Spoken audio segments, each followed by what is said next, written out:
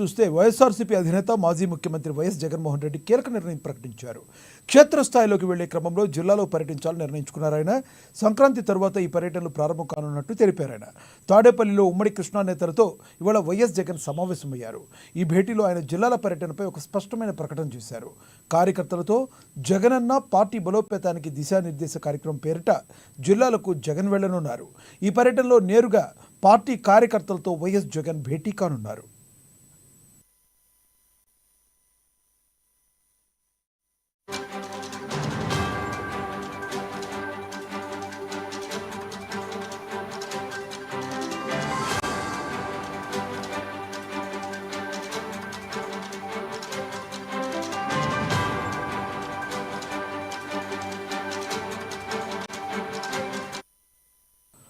ప్రతి బుధ గురువారాల్లో పూర్తిగా వాళ్లతోనే ఉండనున్నారు.